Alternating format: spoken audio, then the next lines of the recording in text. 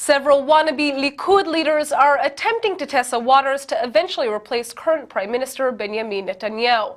But Jerusalem Post political reporter Gil Hoffman is telling ILTV's Steve Leibowitz that there's no real challenger on the horizon. Gil Hoffman, it's summertime, and it seems like this is the time to challenge the powers that be. The Likud is having a conference today. Is this the beginning of a leadership challenge to Prime Minister Netanyahu? Absolutely not, Steve. This is the quietest time of the year. It's August. The Knesset that is right there in front of me is not in session now until after the Jewish holidays end at the end of October.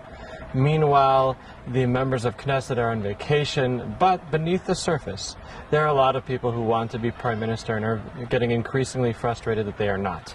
Even inside Likud, who are the major challenges to the Prime Minister, and are they ready for prime time?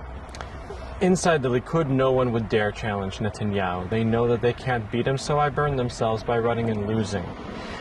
What ends up happening is that when they get too popular, they leave. Moshe Ya'alon is out there very frustrated. He today is speaking to a Hadassah group.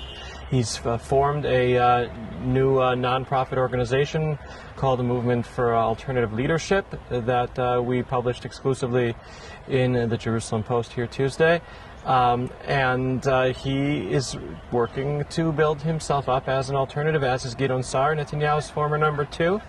Moshe Kachlon and Avigdor Lieberman and Naftali Bennett, who all at one point were under Netanyahu, are all in different parties today that they lead and can all, at any given point, when Netanyahu's political career is done, come back and try to become the next Prime Minister of Israel.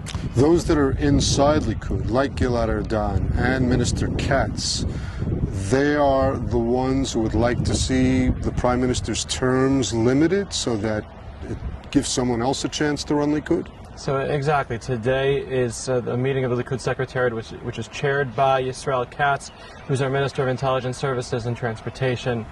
They're trying to take away power from the leader of the party and give it to the activists, led by Katz. Whatever they can do to chisel away at Netanyahu's almost endless power, they're going to try to do in order to try to build themselves up for the future. Well, one particular proposal out there would have de facto term limits for the leader of the Likud. Say you have to get 60% of the vote in order to win again when you're running for at least a third term. That's the kind of thing that could finish Netanyahu off with a technical move. Well, let's look briefly at the Labor Party. Bougie Isaac Herzog has withstood a challenge that would have had primaries very soon, and he's pushed it off for another year. Nothing better than pushing off your destiny of losing a re-election for leader of the Labor Party. Herzog has pushed it off twice now. Now we're looking at an election in July 2017, and that leaves almost a year to delay that race again.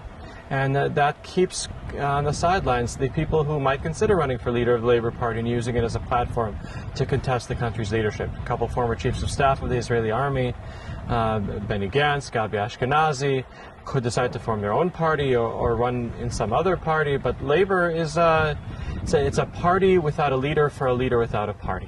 Well, there are people like Sheli Yachimovich and Margalit that have announced or seemingly are going to be in a leadership struggle.